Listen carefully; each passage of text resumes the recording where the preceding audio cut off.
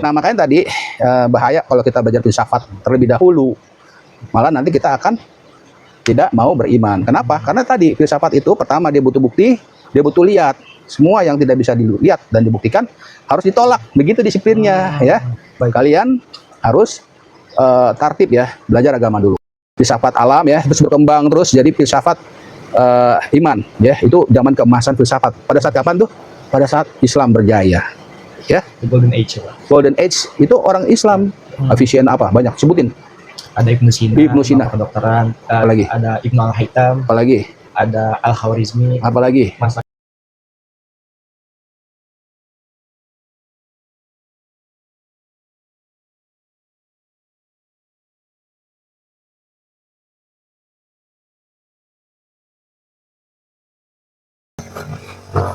Assalamualaikum sahabat Ikro. Hari ini kita akan membahas sebuah tema yang kemarin saya janjikan, yaitu mengenai filsafat dan ilmu pengetahuan. Berat ya, tenang aja. Nanti kita bikin sederhana. Bersama para santri dari pesantren Sekoba. Sekolah komputer, olahraga, bahasa dan agama. Sekoba ya, Sekoba, sekolah komputer, olahraga, bahasa dan agama yang terletak di Parung. Bersama dengan Aldi, bersama dengan Fahri dan Gazel. Oke, kita lanjut. Nah,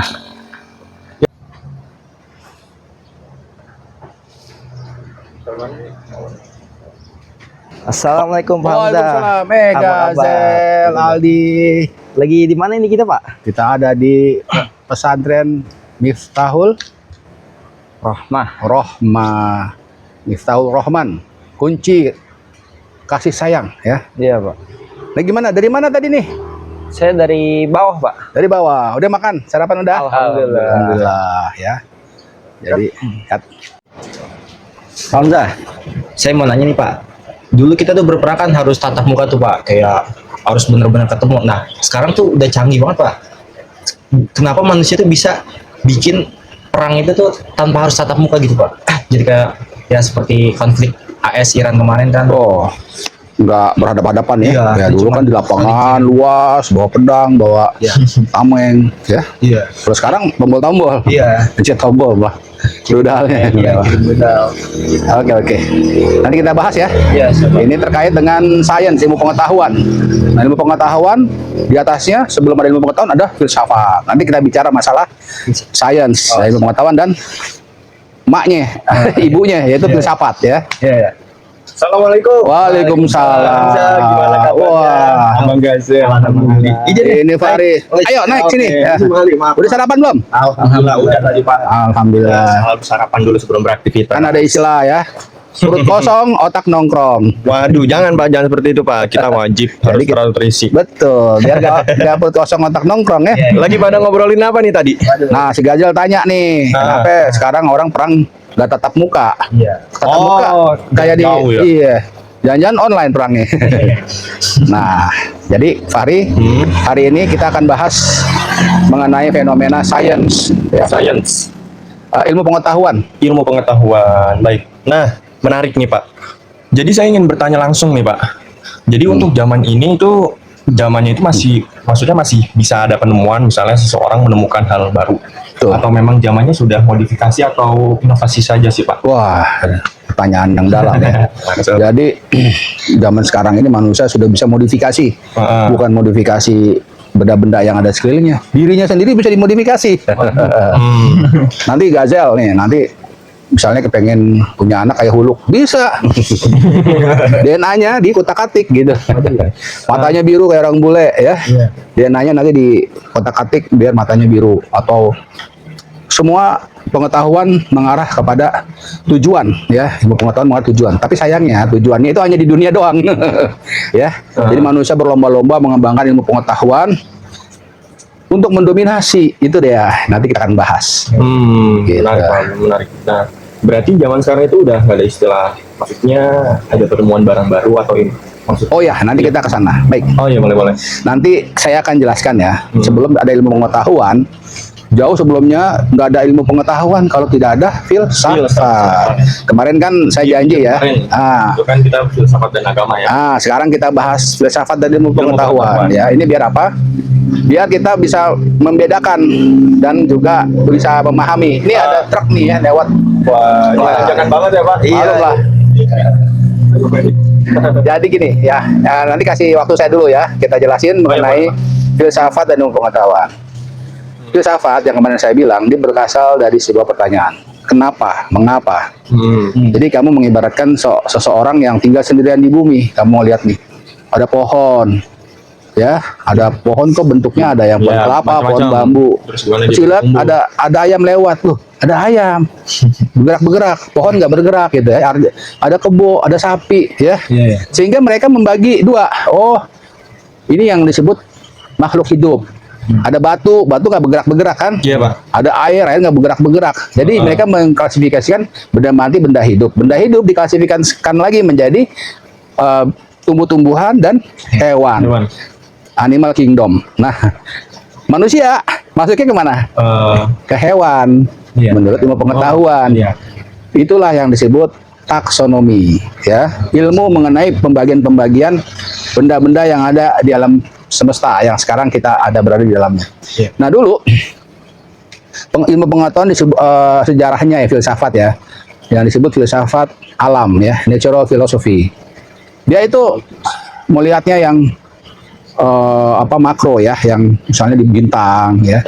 Dia ini apa sih pohon? Dia mencoba memahami pohon. Apa nih pohon? Kok bisa tumbuh dari kecil sampai besar? Oh, ternyata ada sinar matahari. Ini kok ada sapi ya? Sapi kakinya 4, domba kakinya 4, ya. Apalagi kaki 4, gajah kakinya 4. Dan menyusui. Dia mencatat tuh, diperhatiin. Oh, jadi yang kakinya 4 pasti menyusui dong, mamalia, dan bernapas dengan paru-paru. Akhirnya dicatat. Oh, ini di alam ini ada kesamaan-kesamaan, dicatat. Jadi semua yang ada di alam semesta itu dicatat terus diklasifikasikan. Biar apa? Biar dia ingat ketika nanti menghadapi masalah dia bisa ngeliat catatannya, gitu. Itu filsafat ya. Tapi ada juga misalnya gini, kenapa sih nggak boleh mencuri? Ya, kenapa sih nggak boleh membunuh? Kenapa sih kita nggak boleh telanjang di jalanan? Nah, itu kan sifat, itu masuk kepada etika. Ya, nggak pantas gitu. Kok orang bisa punya perasaan pantas nggak pantas? Ya, coba kamu telanjang di jalanan, pasti disiram air. Ya, jadi kok manusia punya perasaan pantas tidak pantas ya? Gitu. Itu juga dipelajari dalam filsafat. Itu dulu tuh awalnya. Baik. Nah, kemudian filsafat ini tokoh-tokoh besarnya itu adalah Plato, Socrates, Aristoteles. Itu mbahnya. Dia yang memberikan fundament-fundament bagaimana cara berpikir ya, logika. Dia membuat kaidah-kaidah logika, nalar yang sehat. Terus berkembang puluhan tahun dan menyebar ya filsafatnya dari filsafat Yunani kuno. Itu sampailah juga ke seluruh dunia juga. Dan itu yang menjadi fundament ilmu pengetahuan sebenarnya. Jadi sebenarnya nggak ada tuh namanya segregasi atau pemisahan filsafat dengan ilmu pengetahuan. Ya. Nah, kemudian perkembangan filsafat mulai memisahkan dari ilmu pengetahuan. Ya, mulai memisahkan itu ketika ada metode ilmiah, ya, metode ilmiah. Itu namanya Francis Bacon, tulisannya Bacon, tapi Francis Bacon. Ini orang yang pertama kali merumuskan sebuah metode untuk menentukan ini ilmiah atau nggak ilmiah sih gitu. Nah, sebelumnya kan filsafat sudah ada cabang-cabang ilmu pengetahuan, misalnya ontologi. Ontologi itu apa? Apa itu Pak? Nah, ontologi ilmu mengenai ada. Jadi apa sih yang disebut ada gitu? Nah, sekarang saya mau tanya, buruk ada nggak? Buruk. Ada tapi saya belum pernah lihat. Nah, ayo, buruk ada nggak? Secara ada, coba kamu berdasarkan apa? Udah pernah lihat buruk? Belum. Nah, makanya itu nggak masuk ke ontologi. Karena bukan dengar juga yang disebut ontologi, ilmu tentang ada. Ada itu adalah ya kan menurut ilmu itu bisa dilihat, bisa diraba, bisa didengar. Sesuatu yang keluar daripada itu nggak ada. Itulah filsafat ya. Makanya tadi saya pernah bilang waktu itu beda antara agama dan filsafat ya. Kamu harus pisahkan ya. Tapi nanti juga Allah Subhanahu wa taala ya ada hikmahnya itu kenapa lahir filsafat, kenapa lahir ilmu pengetahuan. Itu hikmahnya luar biasa. Kita nggak boleh benci filsafat, nggak boleh benci ilmu pengetahuan. Nanti kita bahas ya. Ontologi itu ilmu tentang ada. Ayam ada gak? Ada. Karena kita bisa kita tangkep, kita lihat, kita bedah-bedah. Ya, ada. Jadi ada ilmu tentang ayam. Ayam ini masuk marga mana, genus mana kan kalau di dalam taksonomi, oh dia sejenis burung gitu. Sapi ada gak? Ada. Karena bisa kita tangkep. Dan susunya bisa kita minum. Itu tentang ada. Jadi sesuatu yang bisa kita lihat. Nah masalahnya tadi rasa itu gimana gitu. Kamu telanjang nih, malu dong. Rasa malu itu bisa lihat gak kamu? Enggak. Nah, itu namanya etika. Dan itu sebenarnya lebih dekat kepada agama. Ya. Itu. Jadi kalau kamu rasa malu, agama juga mengajarkan rasa malu, ya kan? Nggak permasalahan itu saya nggak bisa ngeliat tuh rasa malu warnanya apa sih, rasa malu hitam, hijau, kuning ya nggak bisa. Ya. Nah, itu filsafat itu bukan hanya melihat yang ini benda-benda, tapi ada etika atau aksiologi.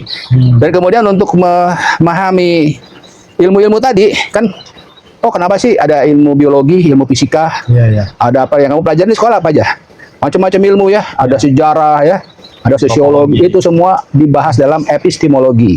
Epistemologi ilmu tentang ilmu.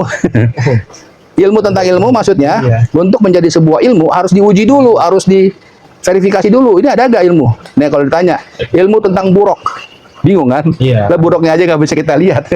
Bagaimana bisa ada ilmu tentang buruk? Nah itu menurut filsafat ya. Kita orang beriman tentu yakin ada buruk ya. Tapi kalau kita ketemu orang filsafat mengejek buruk, malaikat, ya itu wajar aja. Karena ya tadi epistemologinya nggak masuk gitu. Karena mereka membuat sistem mereka sendiri. Ya, yang satu Apple, yang satu Samsung, yang satu Huawei, yang satu Oppo, Android ya. Nggak apa-apa itu kita wajar lah. Mereka kan membuli-buli orang apa kita sebagai orang beriman. Oh, memang lu bisa ngeliat malaikat? Ya, tulus-tulus ada aja.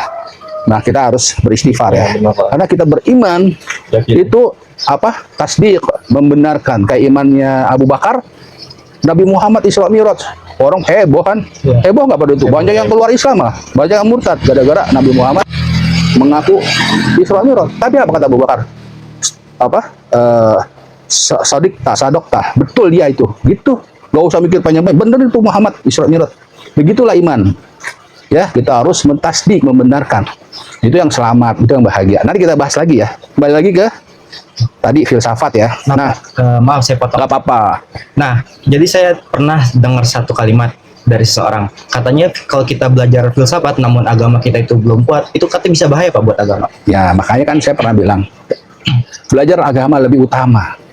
Belajar agama lebih utama. Fondasinya dulu dong. Kita nih manusia ini kan ciptaan Allah. Ya kan? Kita mengenal Allah dulu dong daripada mengenal alam. Mengenal Allah dari mana? Dari diri kita, bukan dari Rasul. Salah ya. Rasulullah diutus untuk memperkenalkan Allah. Salah. Allah udah tahu kita ada Allah. Nah, makanya Allah mengutus Rasul untuk menjelaskan sifat-sifatnya, kekuasaannya, seluruh alam semesta.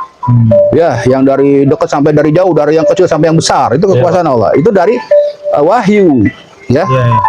Kalian harus itu dulu yang dibenamkan ke dalam sanubari. Filsafat membantu, ya, membantu kalau kita ingin menjelaskan ke anak kita. Anak kita kan karena ini pendidikan ya. Pendidikan kita kan filsafat. Kamu belajar, kamu masuk SD, SMP, itu belajar filsafat sebenarnya. Paham nggak kamu? Kamu belajar dari, ada kan tuh di SMP belajar apa sih? Sosiologi ya. Ya, itu filsafat udah diajarin dari SD. Semua itu filsafat. Maka orang wajar ketika mau masuk agama, mau masuk memahami makna-makna agama atau ajaran-ajaran agama yang goib, bingung dia. Apalagi belajar apa? Teori evolusi. Itu nanti kita bahas teori evolusi ya. Itu orang banyak yang udahlah nggak ada Tuhan, orang kita nggak ada yang nyiptain kok, kan gitu. Puncak teori evolusi adalah ketidaksengajaan. Manusia itu tercipta karena ketidaksengajaan yang disebut biogenesis. Jadi makhluk hidup, adanya makhluk hidup itu karena di laut, terus sambar petir. jadi hidup. Itu ya memang begitu ya. Ya kita boleh ya mau ngetawain juga karena kita orang beriman. Tapi mereka marah kalau kita ketawain bahwa memang makhluk hidup berasal dari laut, dari plankton, amuba kecil, berevolusi terus gitu ya. Nah makanya tadi bahaya kalau kita belajar filsafat terlebih dahulu, malah nanti kita akan tidak mau beriman. Kenapa? Karena tadi filsafat itu pertama dia butuh bukti, dia butuh lihat. Semua yang tidak bisa dilihat dan dibuktikan harus ditolak. Begitu disiplinnya ya. Kalian harus tertib ya, belajar agama dulu. Kalian udah benar, ibu-ibu kalian masuk ke pesantren. Makanya kalian kalau disuruh hafalin Al-Quran, hafalin aja meskipun buat apa sih? Nanti akan kamu rasakan sendiri manfaatnya ya. Filsafat itu untuk menjelaskan, membantu menjelaskan ya. Nggak apa-apa kalau bagi yang sudah mantap belajar filsafat karena akan lebih mudah menjelaskan ke orang untuk berdakwah ya. Jadi ulama-ulama kita juga filsuf ya. Filsuf dalam kutip yang beriman. Ada filsuf yang tadi saya nggak bisa lihat, ngapain saya percaya gitu. Jadi itulah ini zaman filsafat namanya filsafat alam ya, terus berkembang terus jadi filsafat iman ya. Itu zaman keemasan filsafat. Pada saat kapan tuh? Pada saat Islam berjaya ya. The Golden Age. Golden Age itu orang Islam. Efisien apa banyak sebutin. Ada Ibnu Sina, kedokteran. Apalagi? Ada Ibnu Al-Haytham. Apalagi?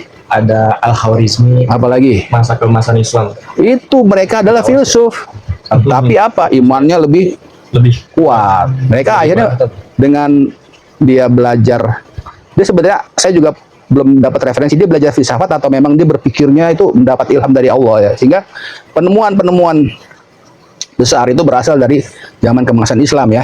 Aljabar itu kan belajar algoritma yang sampai sekarang katanya buat apa? TikTok algoritma. Aljabar yang nemuin. Jadi itulah hikmah ya. Jadi Allah itu semacam ada skenario ya. Ada orang yang bertauhid, beriman, itu diturunkan nabi-nabi. Ada filsuf-filsuf yang dengan kekuatan berpikirnya dia merumuskan cara berpikir yang benar, yaitu logika.